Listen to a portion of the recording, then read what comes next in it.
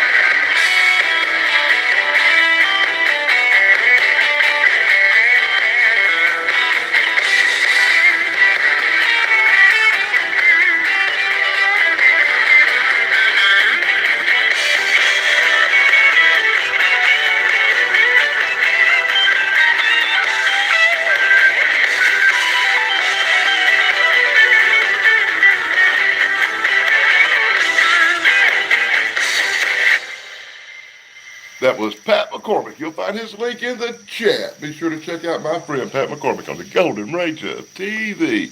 I'm trying to get this camera adjusted in a little bit better. Whoa. Let's see if we can see something move out there in the darkness. Like I said earlier, I had a few crazy wood knocks. I heard some strange things going on tonight. I was kind of hoping a few more people might come in, but apparently it's just going to be me and you guys. Well, So maybe I should just spin another tune or something while we wait for some more people to come in. So I'll play you a Bigfoot song from an upcoming show I'm going to do on 13 o'clock live called Bigfoot in Concert, where I play some Bigfoot tunes like this one.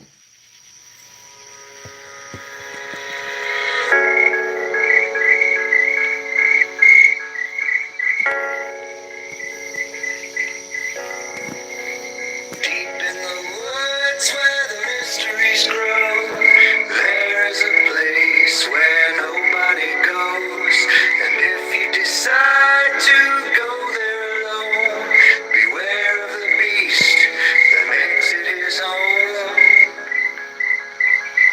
The legends all say that a creature lives there with gigantic feet all covered in hair.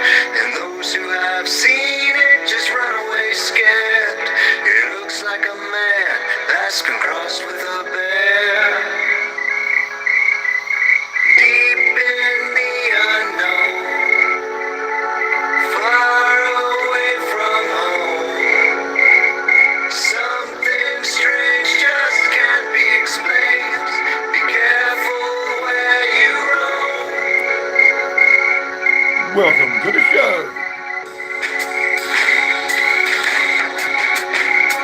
Late in the night, I was on my way home, when something told me that I was not alone.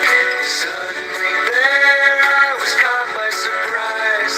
The beast had appeared right before my two eyes. In front of me, there was a ginormous shape. It stood like a man, but it looked like an ape. Looking back now, I get a terrible fright. I saw the monster in the moonlight. Deep in the unknown, far away from home, something strange just can't be explained. Be careful where you roam.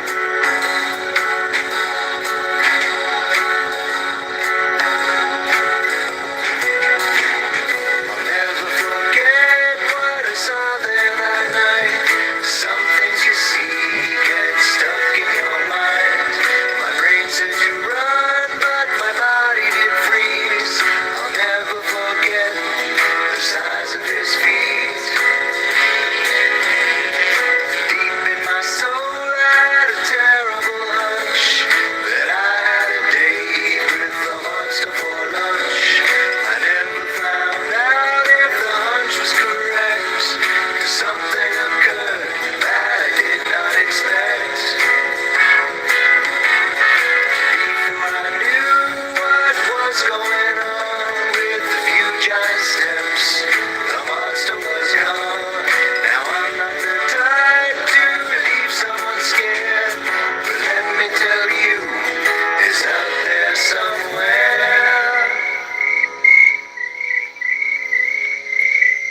I hope you enjoyed that Bigfoot tune. I was, like I said, hoping a few more people might actually come into my little show tonight. I guess people's got better things to do on a Thursday night than listen to Wolfman Dan spin some tunes, spin some stories. I got a new book today. It's the True Cryptid Encounters by Bigfoot, Michigan Rob. And it was wonderful. I have been reading a few stories out of the Cryptid Encounters by Bigfoot, Michigan Rob. And it inspired me to come on tonight and do a little show. Play some Bigfoot tales, some Dogman tales. Pull something straight out of Bigfoot, Michigan Rob's book. And here's a story called Dogman Island you will find in Bigfoot, Michigan Rob's new book called True Cryptid Encounters. And I hope you check the book out. You'll see the cover on the thumbnail. So sit back, relax. Hang out. Hello, everybody. It's me, Bigfoot, Michigan Rob. This is typically when I say welcome, it's Friday, but no, it's Wednesday. And comment in the chat so I know who's this here. is Dogman 2. For those of you who did not see Dogman Island, it's the first one. emailer that I got from Rick and Sally that lived in Groseal, Michigan, that had a Dogman encounter.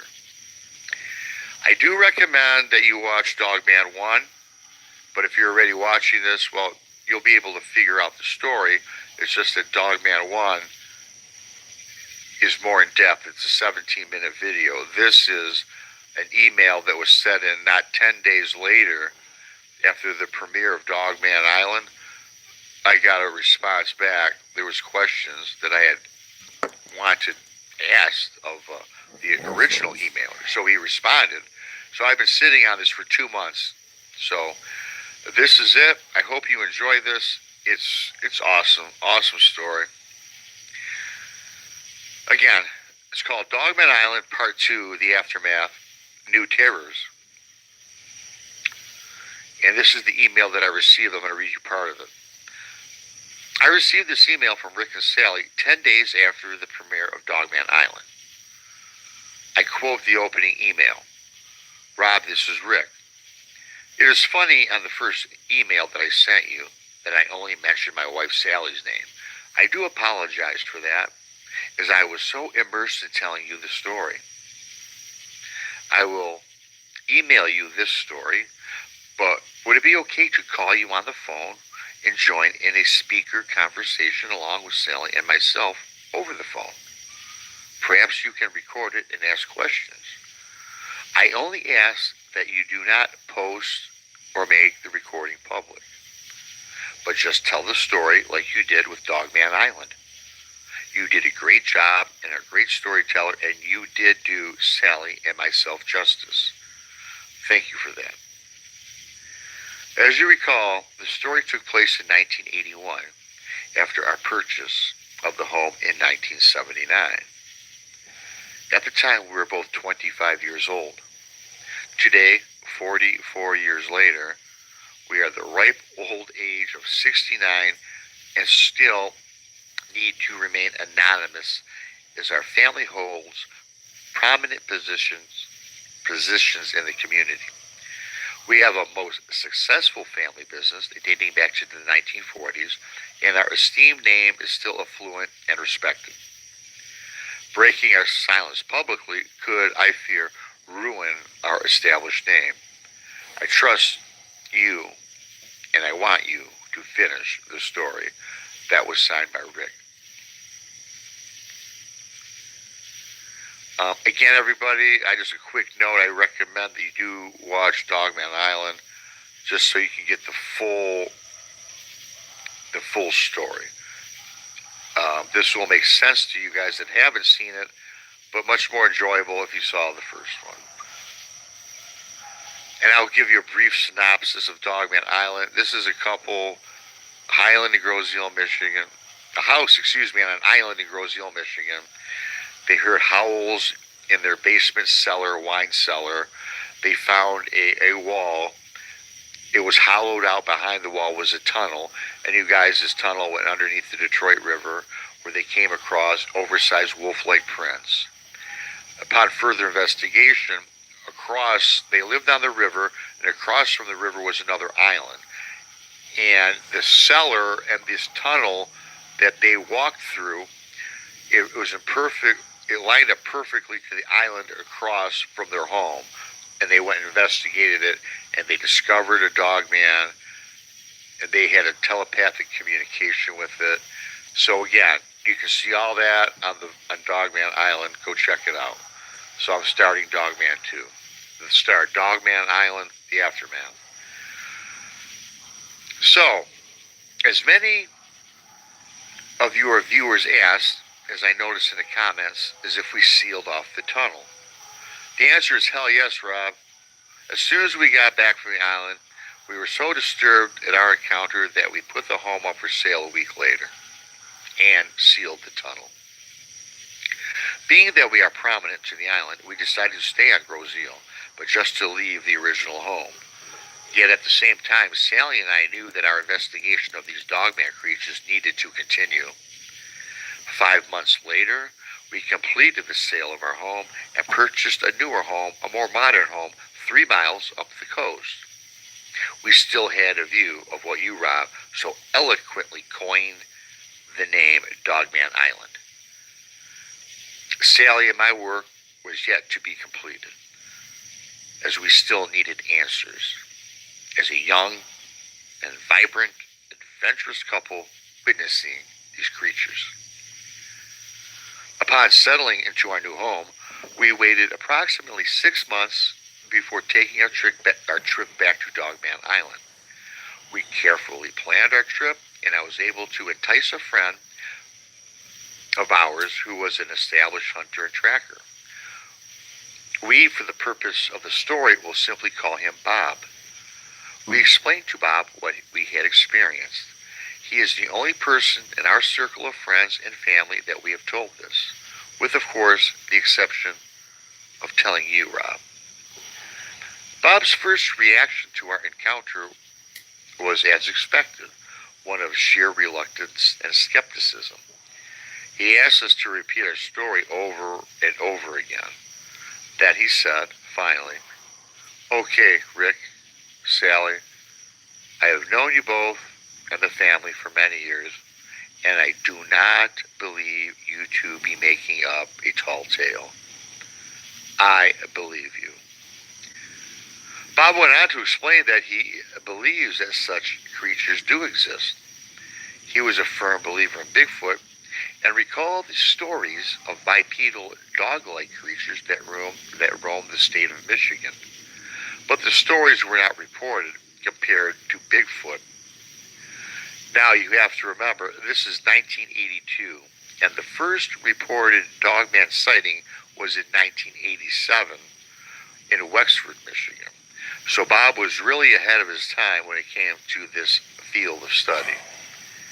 We were excited that Bob believed us and that he knew about these monsters and gave us the confidence we all needed to go back to Dogman Island. However, this time we did not plan to hike the island. We planned to camp on the island for however long it took to hunt down, capture, or kill this unknown beast. You have to remember, we are all in our mid-20s and imagine being the first ones to discover the unknown cryptid. 8 a.m., morning of the trip. Much like our first trip to the island, we took our Sea Ray boat and anchored it 50 yards from the island. Myself, Sally, and Bob jumped on the 8-foot rubber skiff and motored onto the island beach. Bob was armed with a shotgun, I brought a hunting rifle, and Sally carried a .45 sidearm. We bought a tent just big enough for us to sleep in. The tent was not very big. It was just big enough for us to get some brief shut-eye, as sleep was not going to be a priority. We are on an all-out mission to find the dog man, or in this case, these dog men. As Sally and I knew from our previous visit that there was more than one. We set up camp around 11 a.m. We started into the woods. Like before, the island was overgrown with vegetation and some overgrowth. We had to hack and cut our way through, finally coming upon the trail that Sally and I first traveled on our first trip on the island. Not to our surprise, a deer ran across our path, still begging the question how deer ended up on this island. Further up the path, we again stumbled upon deer bones and several deer skulls, as we did again the previous trip. We all immediately had an uneasy feeling run through our body.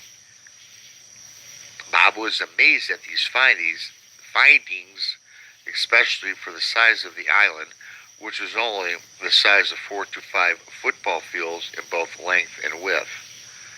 Day one ended with not a single sighting or track of this creature. We had decided to head back to camp with only an hour or so of daylight remaining. We pitched a fire and began to cook up some steaks we had brought from home and planned to start through to the other side of the island at daybreak. Then it began. those oh so awful howls, yet familiar howls, that we heard during our stay at the island and from the cellar of our original home. Bob was amazed and proclaimed that these howls he could not recognize, and an expression of fear fell upon his face. He said, "We are being watched." Sally and I, both in consort, proclaimed the same sentiment back to Bob. We were being watched. The howls grew closer and got louder. Then those familiar red eyes appeared from the depths of the tree line. Unlike the first encounter, these eyes were not at ground level by 3 or 4 feet like the previous trip, but they hovered 7 feet from the ground. And these eyes were glowing, and they were approaching, and they were getting closer. There were 3 sets of eyes now, very distinct and all in our focus. I reached for my rifle, set my sights on one of the pairs of set of eyes, and I fired. An almost paralyzing and much louder howl, more like a scream, shook the woods. The set of eyes that I fired at disappeared. Now was when I realized that I made a grave mistake. I feared for my life. I feared for all of us. The 2 remaining sets of eyes rapidly emerged from the tree line and now took on the shape of 2 huge wolves, bipedally charging and growling at us, yelling, howling at us. Bob joined me with the shotgun, Sally with the .45.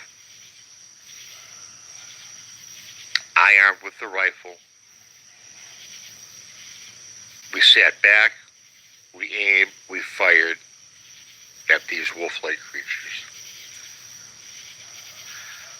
Yet they kept coming. They did not slow down. They reached within 10 feet of us, ferocious red eyes ablaze.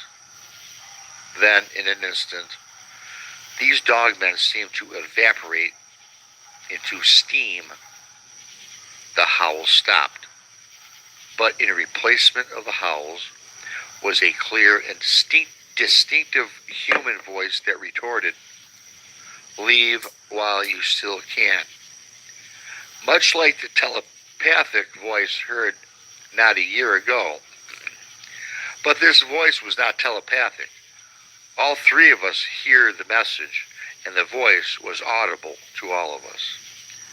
Needless to say, we all immediately left the island, never to return again. This will be my final communication with you, Rob. There is something evil on that island. Still, to this day, Sally and I can hear, in the distance, those howls, much like the previous story. And also, like the previous story, Rob, not a single neighbor can hear these sounds. It is almost like these creatures are for our eyes and ears only. We shall not move. We are retired and just try to accept that evil exists in these waters, and as long as we stay out of them, we will be safe. Thanks again, Rick. Thank you, Rick, for the follow-up email. Sorry about that, guys. Thank you, Rick, for letting us know. Thank you, Bigfoot, Michigan Rob. I appreciate that story. That was some cool stuff. You'll find that story in Bigfoot, Michigan Rob's new book, True Cryptid Encounters. It's a crying shame I ain't got much of an audience tonight. The only person I've seen come in and out was my troll. I've seen my troll come in a few times. Thank you, Mox, for coming. And he couldn't comment because he's blocked, but he's my favorite troll. It's a crying shame when everybody I support don't show up to watch the Daily Dan show, but, you know, I'm not going to cry about that like some people do. I don't care. I'm doing this show for me. And now we're going to hear another story from Bigfoot, Michigan Rob. Now, I done did a dog man So really, I want to find a really good maybe creature. Here's one called Bigfoot or some creature destroys the camp. By Hello, Bigfoot, everybody. It's me, Michigan Bigfoot, Rob. Michigan Rob, also known as BMR, with another subscriber encounter story. It's Friday, 11:55 in the morning. I'm sorry this came out a little bit late. I've gotten a new gig. Steve Stockton, Missing Person Mysteries. I'm a writer for him now. 2 days ago, maybe 3 days ago, we dropped an encounter stories from national parks and state parks. There's 10 of them. Go check it out. Subscribe to Missing Persons Hey, Mysteries Freaky if you thanks for haven't coming, already. brother. At least somebody And of showed course, up. Bigfoot, Michigan Rob. If not, don't forget, I also have Thursdays at 1 in the East, brunch with Bigfoot, Michigan Rob, and my new show, Beyond BMR, Tuesdays at 9 in the East. Go check those out. Turn on the alert bell. Turn on the alert bell, because I know a lot of times YouTube has a tendency to turn them off. Enough of that. Let's get on from this encounter. Thanks for State listening, of Colorado. Freaky Geek. I appreciate it. Believe me, From I do. subscriber Nick. It was looming 50 yards from the tree line. It was first noticed by my son Brad. A large, shadowy figure that seemed to move from side to side. The positioning of the sun at approximately 9:30 in the morning from our camp made it impossible to make out a physical appearance. Whatever this was, it was big. We looked at this shadow for maybe 5 minutes. Then it faded away. It was rather alarming that this was so close to camp, and furthermore, the thought of a person peering into our camp put me on high alert for my family. This camping vacation took place in Colorado 2011 at the Mueller State Park. It was myself, Nick, my wife Bev, and again, my son Brad. Upon turning back with Brad, 16 at the time, I asked him not to mention of the shadowy being in the woods. He agreed. Walking back from the tree line, we could smell the bacon that Bev was preparing for breakfast. "You outdid yourself, honey," I shouted upon approaching the camp to welcome her and to thank her, Bev, for the feast we were about to consume. My wife had to have made what seemed like 3 pounds of bacon and the gross combination of peanut butter sandwiches for my son Brad. Yuck. Ugh. Just the thought turns my stomach, he laughs out loud. I was happy to see that she was also had some pancakes on a griddle over the open fire. After eating breakfast, the three of us hiked about 1 mile from our camp to a rather sizable lake where we were going to try our luck at doing some fishing. It was a bright, sunshiny day, and the fresh air gave me that natural high. You know that high, Rob, that we all experience with your love of Mother Nature? It just welcomed me. It just welcomed me that day.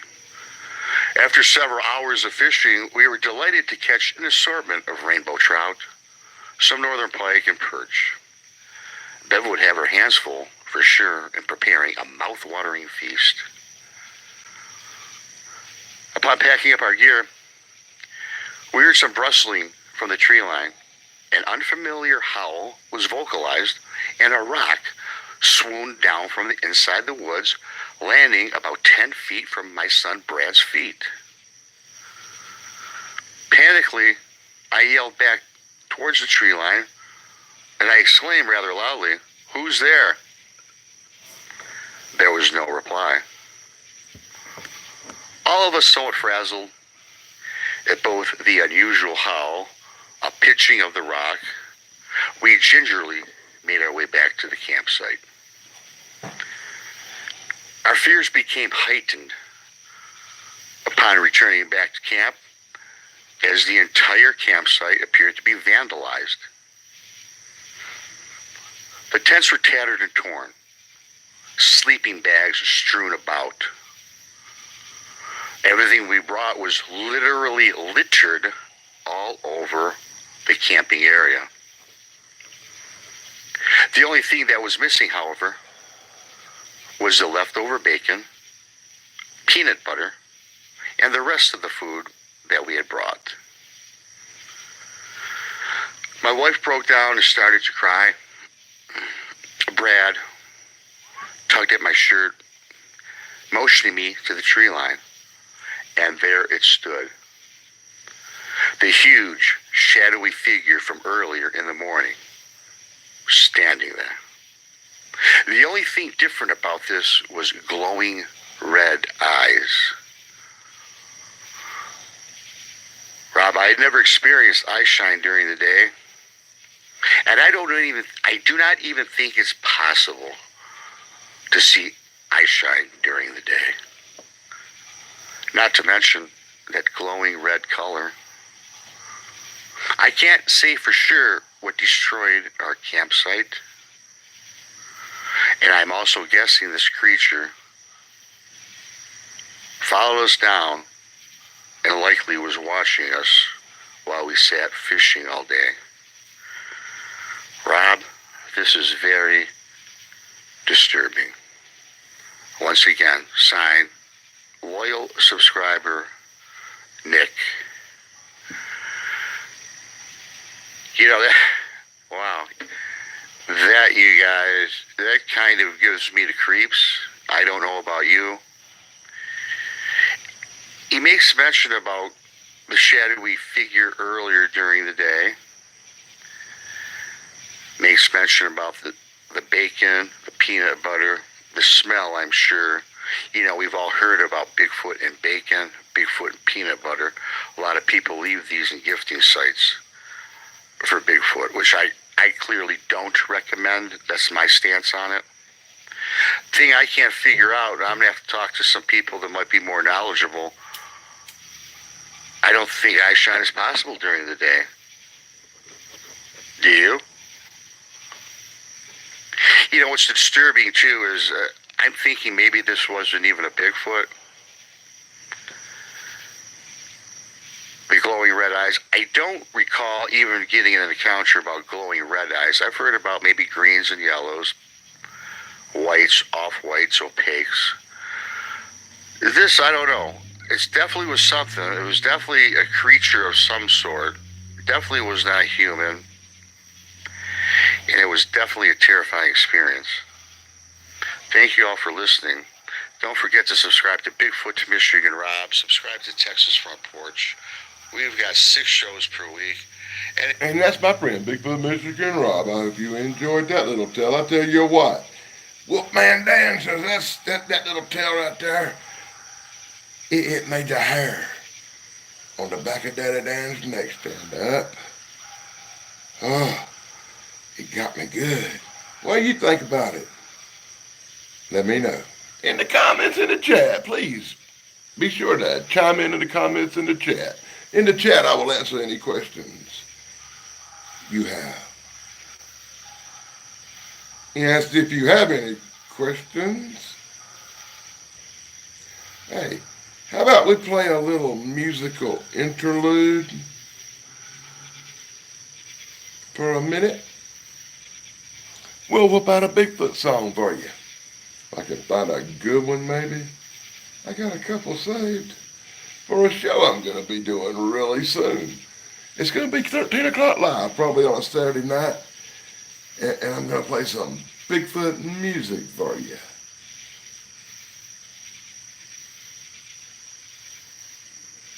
I did hear something weird, though. The dogs have been barking steadily the whole time I've been on, and they just suddenly stopped. That was weird.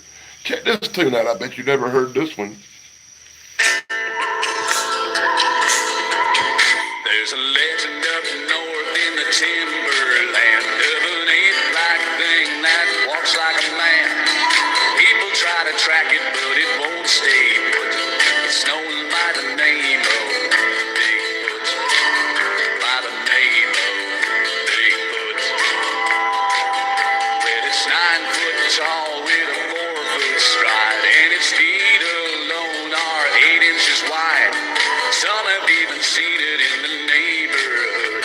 It's known by the name of Bigfoot. By the name of Bigfoot.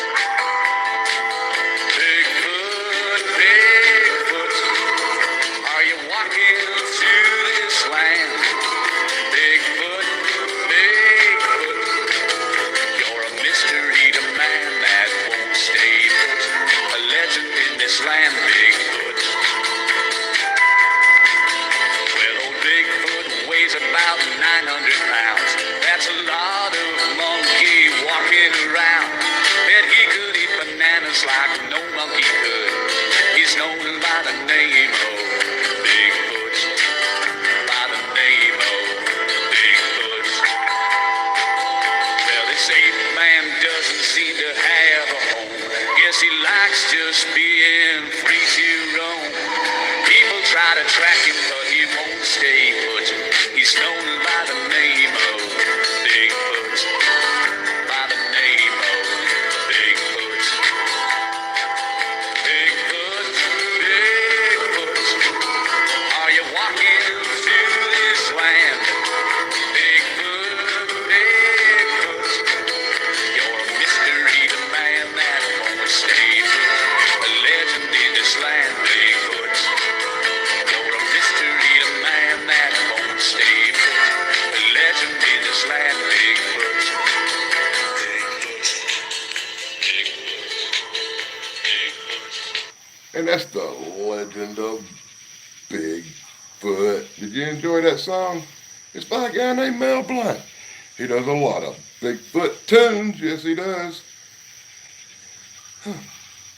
Maybe I should unblock the troll mock so at least somebody would leave me a comment or two once in a while, huh?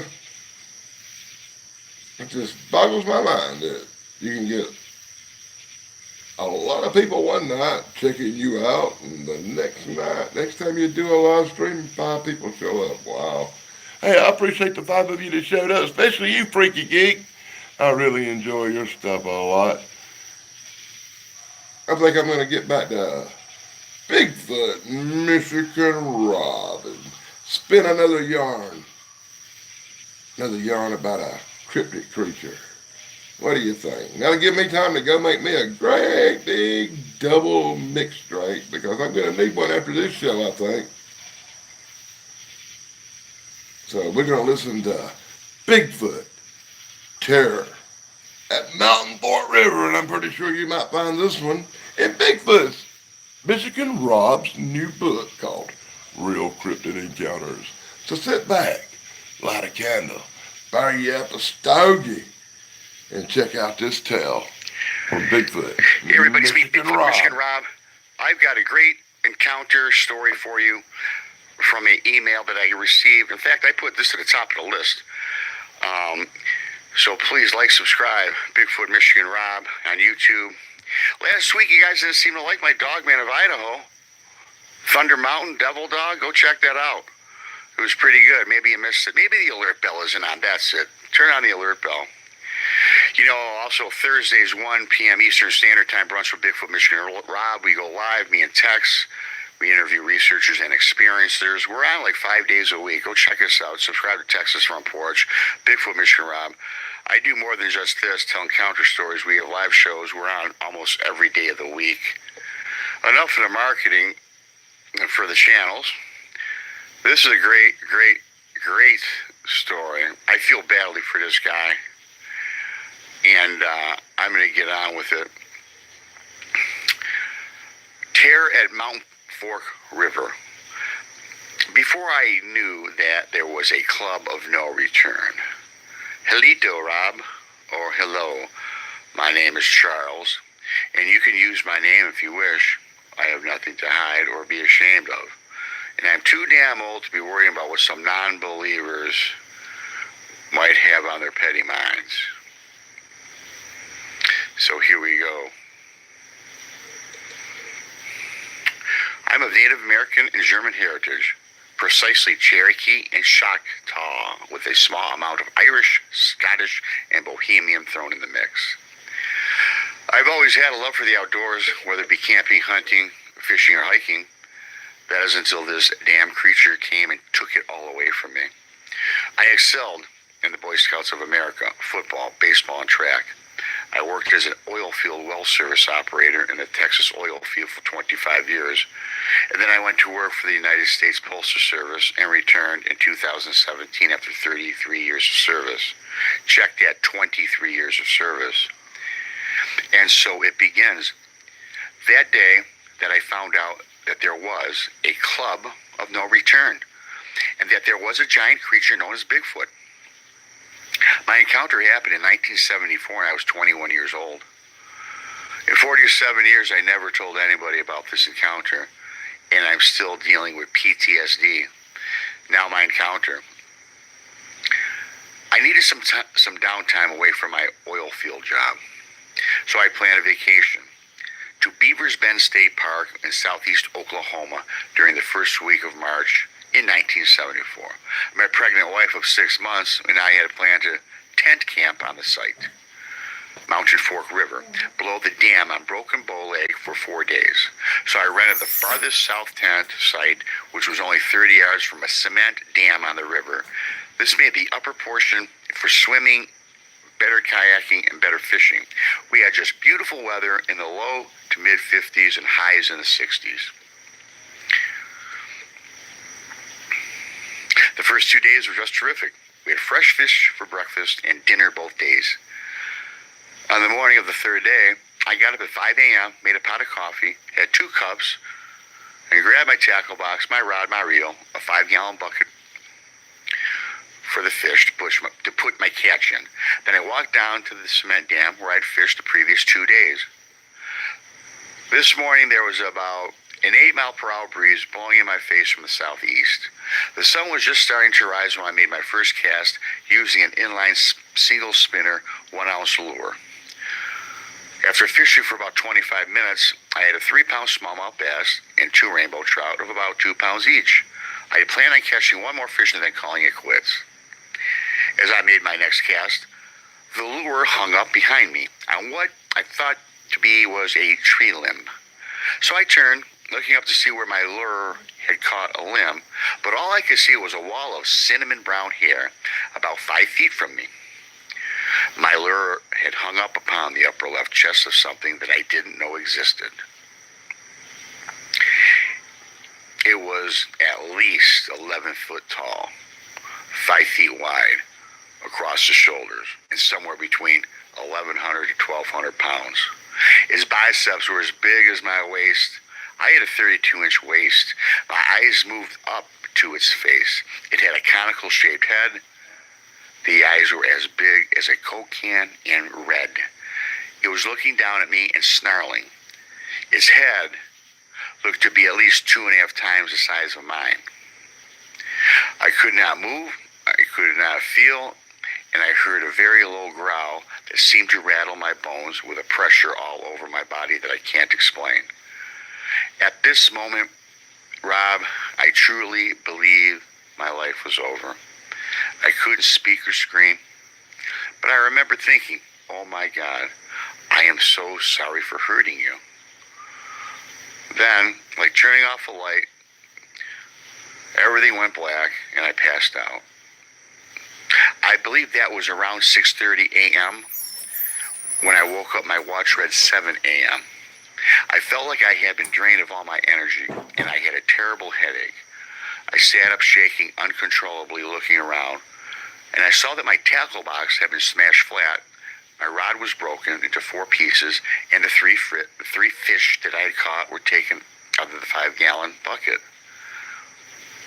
After regaining my composure, I saw 2 footprints where that damn thing had been standing.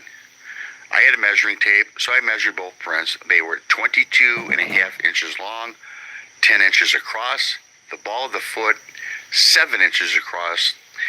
I was still shaking uncontrollably, and I just had to get the hell away from there. So I picked up all my crushed and broken fishing equipment and carried it to a trash bin where I disposed of it. I walked back to camp, poured myself another cup of coffee, and waited for my wife to get up. After she explained the tent, after she exited the tent, I poured her a cup of coffee and she asked, how was the fishing this morning? I explained to her that during the night, someone had come into the camp and had stolen all of my fishing gear. Man, was she pissed. But that was a lot better than me trying to explain to her what I had actually seen and what had transpired down at the river. At this point, I was feeling so very lucky to still be alive and breathing. So I had one more cup of coffee and told my wife that I wasn't feeling quite up to par and I just wanted to go home. You know, I can't help but believe that damn creature had been watching me all this time, watching me fish. To this day, I still can't believe how that SOB snuck up behind me. I've given away most of my fishing gear, Only within the last couple of years had I been interested in finding out more about what took place that day. I lost my love for the outdoors. You know, back then I did not know about PTSD, Rob, but I'm pretty sure I have it now. That's what I'm experiencing. I experience night terrors at least once and sometimes twice a night. I scream, I kick, I punch whatever's around me. I wake up everybody in the house. I have a sense of something creeping up behind me, like a spider crawl position. And I would turn and I would see this creature. I would see those red eyes. At this point, he would bounce to his feet. He would grab me in these dreams. We'd be eye to eye, those red eyes snarling at me. Red eyes and the snarl, I should say, I'm sorry. Huge mouth agape. I would awaken covered in sweat, hyperventilating. I had these night terrors every night for about a year.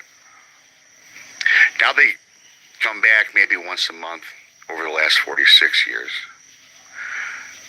Rob, I've been watching your videos for a while now, and I believe your venue would be a damn good place for me to relate my experience to. I pray that you're sick, so always be clear. I know that God's got your back. There's a lot to unpacking at you guys. I can relate to a lot of those things. You know, a lot of these stories, you guys, is always, you know, we've had some fishing encounters where people have seen a Bigfoot, canoeing trips. I was fishing. This poor guy, though, to give up the love of the outdoors, the guy 46 years not to fish again. I've been in the woods since I had my ordeal. And many people, that's a sad thing. That's why I'm glad to have this venue for you guys so you can talk about it. This guy hasn't talked about that in 46 years. I'm very appreciative to you, Charles.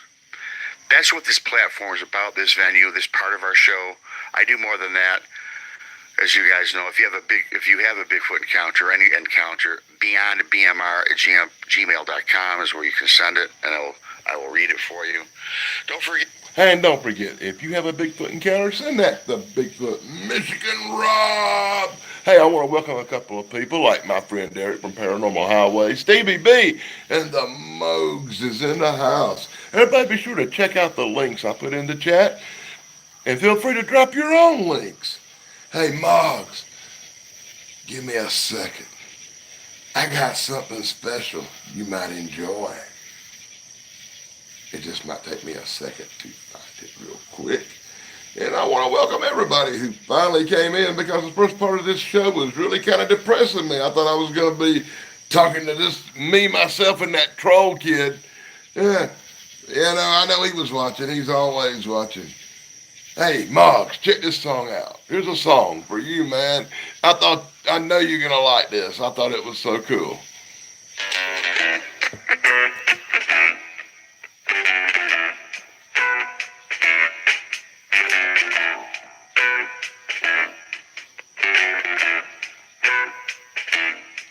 He got big, fat, fuzzy, freaky feet. His posture is bad and it don't smell sweet. He got long, lazy, crazy, funky arms that swing. Hippie hair all over everything. It's 8'4" and a size 19. Feet so big it doesn't like to be seen. He got people in the woods hunting it down, but it will not be found. So leave Bigfoot alone. Leave Bigfoot alone. He's got a hard enough time just trying to get by without you people trying to prove it's a lie. He got light brown, beautiful eyes that sing, a heart of gold and a slate that is clean. He got a big fat booty that it likes to shake, and it would never hesitate to dance in the woods up under the sky, feeling the groove and digging the vibe until the man with the camera comes out from the trees. Mister, would you please leave Bigfoot alone? Just leave him alone. He's got a hard enough time just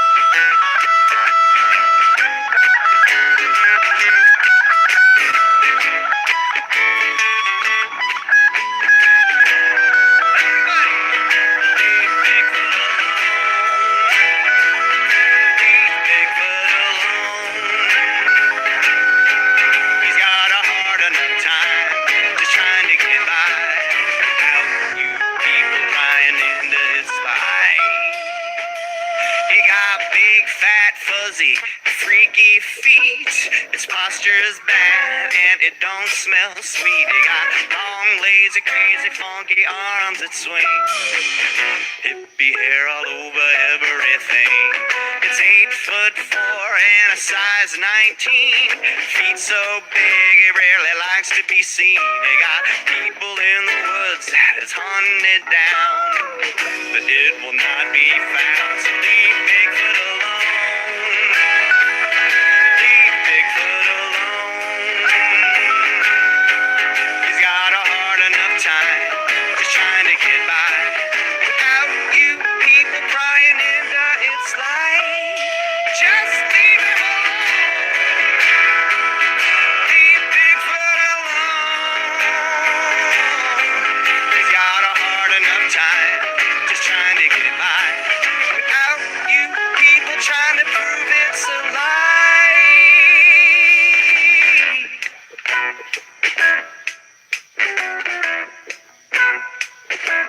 I hope you enjoyed that, Moggs. That was just for you, brother. Hey, when you hear these songs, whenever I take an intermission and I play a couple of Bigfoot songs or something, that is a preview for 13 o'clock live, which will probably be starting back really soon on Saturday nights. And I'm going to do the very first show. It's called Bigfoot in Concert. And I'm giving you a preview of a few of the Bigfoot songs, of the many Bigfoot songs I'll be jamming for 2 hours on that show. I hope everybody checks it out. It'll be on this same channel. There's a legend up north in the timberland of an ape-like thing that walks like a man. People try to track it, but it won't stay put. It's known by the name of Bigfoot. By the name of Bigfoot. Well, it's 9 foot tall with a 4-foot stride, and its feet alone are 8 inches wide. Some have even seen it in the neighborhood. It's known by the name of Bigfoot.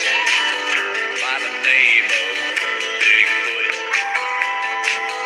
Bigfoot, Bigfoot. Are you walking through this land? Bigfoot, Bigfoot. You're a mystery to man that won't stay put. A legend in this land, Bigfoot. Weighs about 900 pounds. That's a lot of monkey walking around.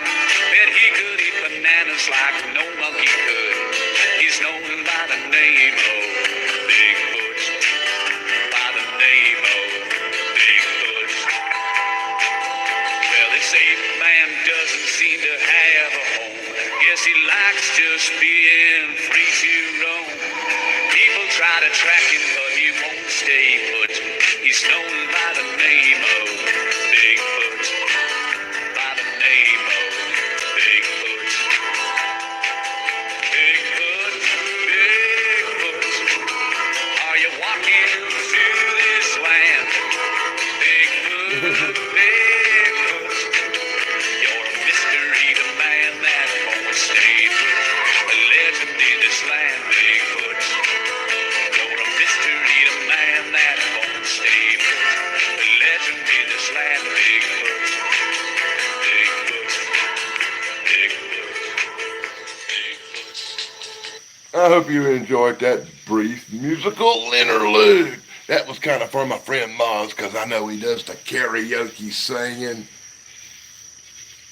And I thought maybe one day he might sing one of them cool songs. What do you think? I bet he'd do a good job, wouldn't he? I'm Wolfman Dan, I'm your host, and I'm bringing you the best of Bigfoot, Michigan Rob, True Cryptid Encounters tonight. You know, Bigfoot, Michigan Rob's got that new book coming out, and everybody needs to check it out. I got my copy today, and it's been blowing my mind. I read a couple of stories out of it earlier. I'm going to have to skip through it and read a story here, a story there. Whatever piques my interest at the time. I'm kind of a slow reader. It takes me a long time to get through a book sometimes. How about y'all? Let me know in the comments in the chat.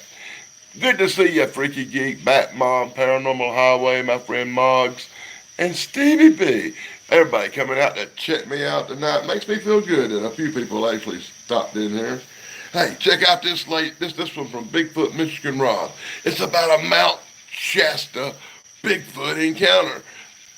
May even be in the book. Hello, everybody. It's me, Bigfoot Michigan Rob. It's Friday. It's December 16th. How are you? Subscribe to Bigfoot Michigan Rob. Please share me out. I got to tell you, my encounter stories, they go 8 to 10 minutes long usually. Because that's about everyone's attention span. This is probably going to go 12 minutes, and I have to tell you something. Please listen all the way through. One of the best encounter stories that I've gotten. In fact, I had to rewrite a little bit of it and edit it down because it's just, this rolls. This rolls on and on and on. But again, keeping you folks in mind, I think I did a good job with this. You're going to enjoy it. Please subscribe to the channel. Merry Christmas. Mount Shasta Bigfoot. Mount Shasta, California. Hello, Rob. My name is Rick, and I love your subscriber encounters. In fact, it was you that spurred on this letter that you can use, and I urge you to share it.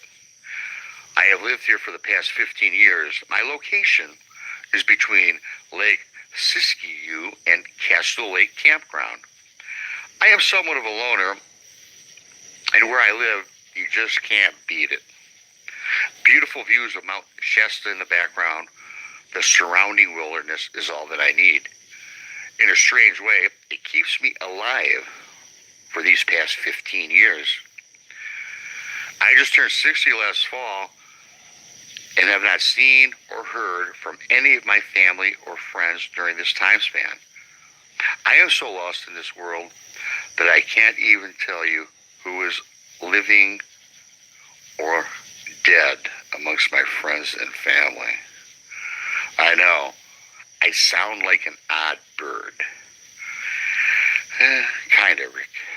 The fact is that I am. But I'm not alone. I built a 1,500 square foot cabin, a log cabin, Rob, with a spacious bottom floor, with the second level rising 10 feet above the ground, with a wraparound deck.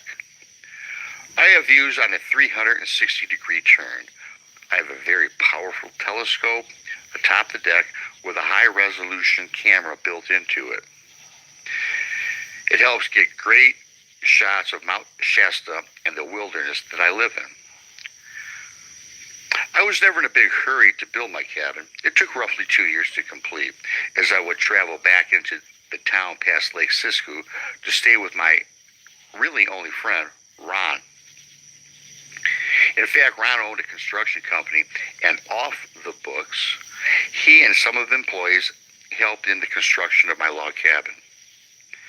During the travels back and forth during this time period, I never paid attention to the wildlife, but it was there. You name it, we got it here in Shasta. From small ground rodents to massive elk and hawks to bald eagles taking flight in the sky. In year 3, I officially moved in. As I mentioned earlier in this letter, I spoke of never being alone despite being a loner. I felt at ease with Mother Nature and all the calls of the woods and the squawks of the magnificent birds of prey hovering above.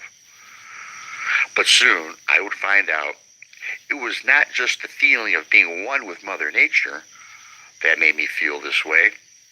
It was something else, something lurking deep in the woods that was watching me. Not to sound redundant, as I mentioned earlier, this feeling almost immediately started in that 3rd year. It was kind of odd, and I could not put a finger on it. I just felt out of sorts of some, yet did not feel threatened or scared, just different. This same feeling lasted for another 3 years, and I grew accustomed to this odd feeling, and it became part of my life. Starting that 7th year is when it all changed. That year, I bought 3 Alaskan Malamute pups. Being a fan of the Three Stooges, I appropriately named them Larry, Moe, and Curly. The first 6 months raising my pups was a delight, I had plenty of room for them to roam my property to exercise, frolic about, and play. They were so rambunctious that they would wear me out on a daily basis, in fact, where I had to go take a nap. Then, one stormy night, I heard the most robust howl and roar that seemed to literally shake my 1,500 square foot cabin. I had attributed this to the thunder at first. Larry, Mo, and Curly almost immediately cowered, tails between their legs, and dashed underneath my dining room table. We had been through thunder and lightning before without a stirring from my dogs, but this was different. And Sarah finally showed My up. pups were shaking. Oh shit, I said that out loud. This is when I fully realized that this was not the sound of the weather, but something massive and close. I felt unnerved for the very first time in 7 years. The weather cleared, and that thunderous vocalization, which once only bellowed once, made me feel a bit more comfortable, as again, I did not hear it again. Yet my dogs were still would not leave from under the confines of the dining room table.